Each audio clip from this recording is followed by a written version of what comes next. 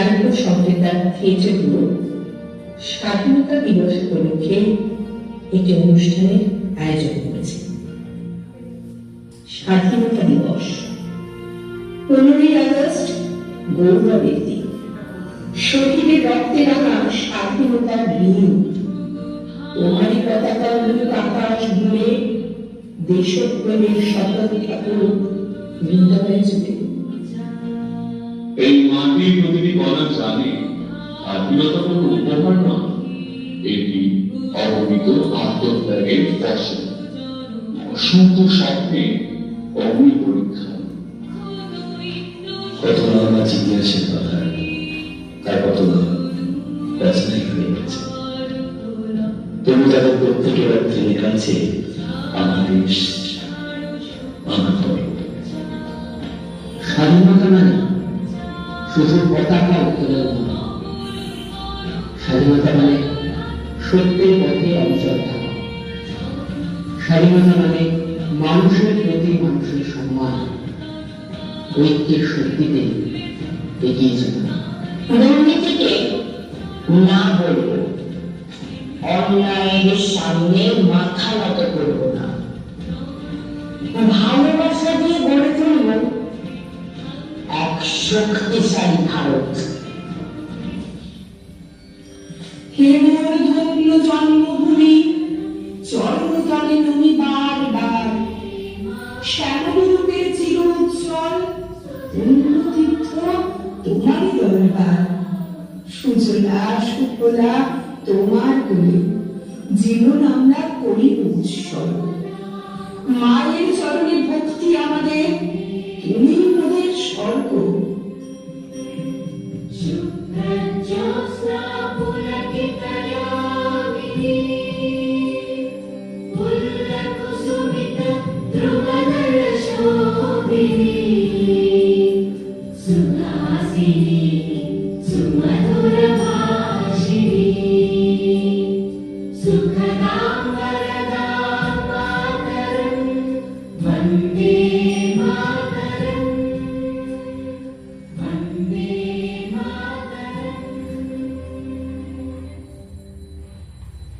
সালটা 1947-এর 15ই আগস্ট। গোটা ভারতবর্ষ জুড়ে এক মহা আনন্দের দিন, মহা উৎসবের দিন। জলে স্থলে বাতাসে ধানের খেতে এক স্বাধীন মাটির গন্ধ। সেই মাটির গন্ধে কোনো পরাধীনতার শিকল নেই। সেদিনের সূর্যোদয় যেন এক নতুন আলোর আভা এনে দিয়েছিল গোটা ভারতবাসীর কাছে। সমগ্র ভারত জুড়ে মানুষ দেশের পতাকা হাতে তুলে নিয়েছিল, গিয়েছিল স্বাধীনতার গান। কত বিপ্লবী বন্ধুর রক্তে রাঙা, বন্দিশালার ওই শিকল ভাঙা। তবে আজকের দিনে দাঁড়িয়ে যতদূর দেখতে পাই বা অনুভব করি, তাতে হয়তো কোনো নোবেল পুরস্কার পাওয়ার পরেও এতটা আনন্দ কোনো মানুষের হতো না, যতটা আনন্দ আজকের এই দিনে ভারতবাসীরা পেয়েছিল। ওই সমস্ত বিপ্লবীদের আমাদের শতকোটি প্রণাম, যারা আমাদের পরাধীনতার শিকল থেকে মুক্ত করার জন্য নিজেরা নিজেদের জীবন বলিদান দিয়েছিলেন। আমরা গর্বিত, কারণ ভারতের এই বাংলায় আমাদের জন্ম। আজ সবিস্তারে জানবো কিছু বিপ্লবীদের বীরত্বের কাহিনী। আজ থেকে কয়েক শতক পূর্বে 1608 সালে বণিকের ছদ্মবেশে ব্রিটিশরা ভারতবর্ষে আসে এবং ধীরে ধীরে বণিকের মানদণ্ড রাজদণ্ডে পরিণত হয়। ফলে ভারতবর্ষ পরাধীনতার শৃঙ্খলে আবদ্ধ হয়। কিন্তু রাত যতই ঘন হোক না কেন, সকালের আলোর ছটায় সব অন্ধকার ম্লান হয়ে যায় এবং তখনই পরাধীনতার দুয়ার ভেঙে আগমন ঘটে জ্যোতির্ময়দের।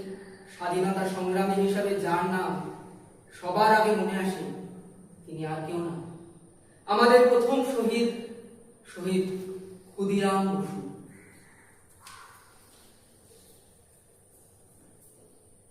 আমি ক্ষুদিরাম বোস। 15 বছর বয়সে আমি অনুশীলন সমিতির সঙ্গে যুক্ত হই। আমি আর প্রফুল্ল চাকি মিলে অত্যাচারী ব্রিটিশ বড়রা কিংসফোর্ডের ফ্রিডন গাড়ি লক্ষ্য করে বোমা ধরে। কিংসফোর্ড বেঁচে গেলেও বিচারে আমাকে ফাঁসি দেওয়া।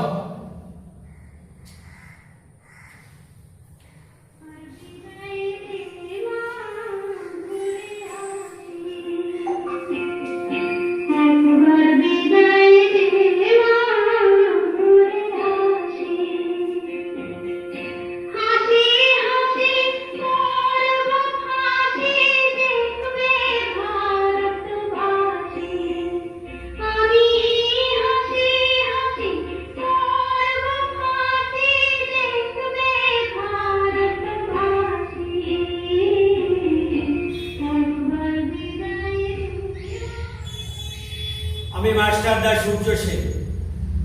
1930 সালের 18 এপ্রিল আমার নেতৃত্বে 65 জন তরুণদের নিয়ে চট্টগ্রাম অস্ত্রাগার লুণ্ঠন করি এবং টেলিফোন ও টেলিগ্রাফ লাইন ধ্বংস করে চট্টগ্রামে এক স্বাধীন বিপ্লবী সরকার প্রতিষ্ঠা করি।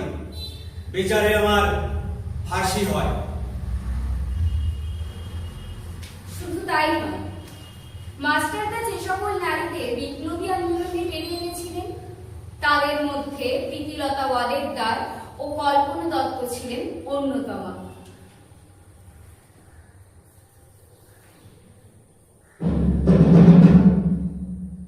আমি প্রীতিলতা ওয়াদেদার। আমার নেতৃত্বের চট্টগ্রামে পাহাড়তলি ইউরোপিয়ান ক্লাব অভিযান সফল হয়। হাতে ও পেটে গুলি লাগলে আমি আত্মহত্যা করি।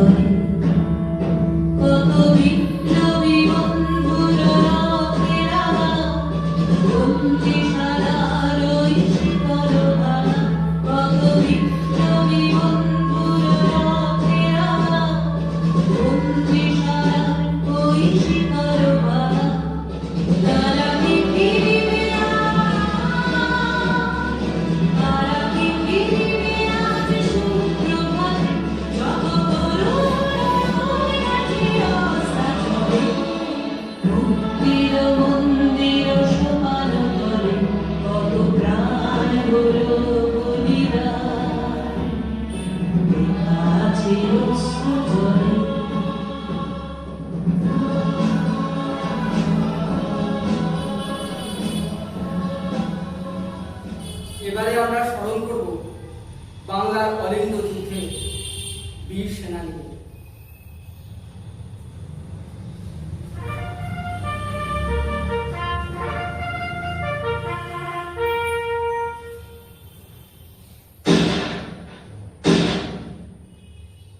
আমি বিনয় বসু।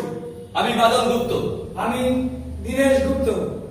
8 ডিসেম্বর 1930 সাল অত্যাচারী সিমসনকে হত্যার উদ্দেশ্যে কলকাতা শহরের ব্রিটিশ সদর দপ্তর রাইটার্স বিল্ডিং আমরা আক্রমণ করি।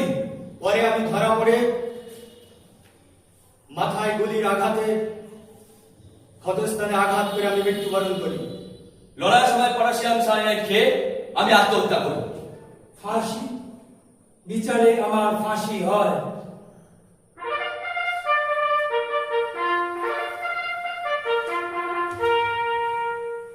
রাঙিয়ে দিয়ে যাও যাও যাও গো এবার যাওয়ার আগে, তোমার আপনের আগে, তোমার গোপনের আগে, তোমার তরুণ হাসির অরুণ রাগে, অশ্রু জলের করুণ রাগে, রাঙিয়ে দিয়ে যাও যাও যাও গো এবার যাওয়ার আগে। মৃত্যুর আগে মায়ের উদ্দেশ্যে লেখা দীনেশ গুপ্তের চিঠিগুলি পড়লে আজও চোখে জল আসে। এবারে স্মরণ করব ভারতবর্ষের আর এক স্বাধীনতা সংগ্রামী মাতঙ্গিনী হাজরাকে।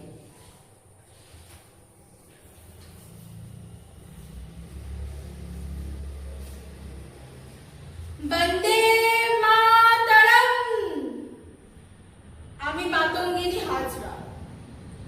আমি ইংরেজদের বিরুদ্ধে অসহযোগ আন্দোলনে যুক্ত হই এবং লবণ সত্যাগ্রহ করে জেলে বন্দী হই। পরে তমলুক থানা ঘেরাওয়ের উদ্দেশ্যে গেলে ইংরেজ পুলিশের গুলিতে আমার মৃত্যু হয়। বন্দে মাতরম।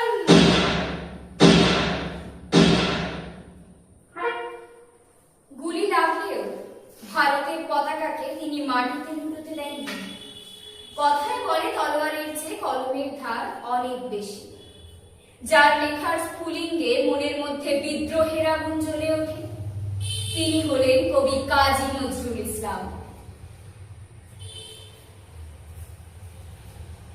কারা রইল হো কপাট, ভেঙে ফেল করে লোপাটে রক্ত জমাট শিকল পূজার পাষাণ বেদি। কারা রইল হো কপাট, ভেঙে ফেল করে লোপাটে রক্ত জমাট শিকল পূজার পাষাণ বেদি। ওরে ও তরু নিশান বাধা তোর প্রলয় বিশান, ধ্বংস নিশান উরু প্রাচীর প্রাচীর বেদি। ওরে ও তরু নিশান বাধা তোর প্রলয় বিশান, ধ্বংস নিশান উরু প্রাচীর প্রাচীর বেদি। কারা রইল হো কপাল, ভেঙে ফেল করে লোপাটে রক্ত জমাট শিকল পূজার পাষাণ বেদি।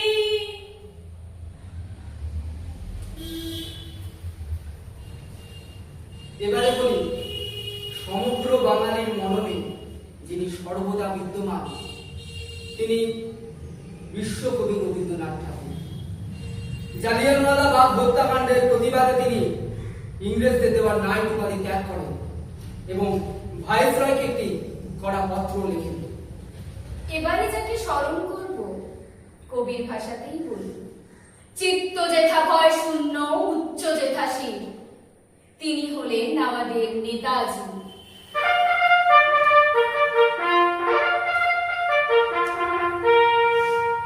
আমি নেতাজি সুভাষ চন্দ্র বোস। তোমরা আমাকে রক্ত দাও, আমি তোমাদের স্বাধীনতা দেব। এই উদ্দেশ্য পূরণে আমি নারীদের নিয়ে ঝাঁসি রানী বাহিনী ও আজাদ হিন্দ ফৌজ গঠন করে ব্রিটিশদের বিরুদ্ধে যুদ্ধ ঘোষণা করি।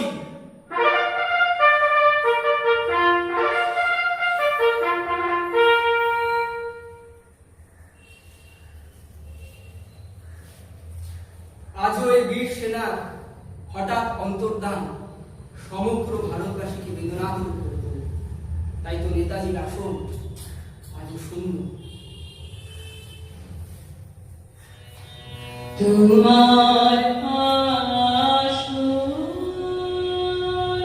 শূন্য আজি, হে বীর পূর্ণ করো, হে বীর পূর্ণ করো। তোমার আসন ওই যে দেখি বসুন্ধরা কাঁপল থারো থারো, হে বীর পূর্ণ করো, হে বীর পূর্ণ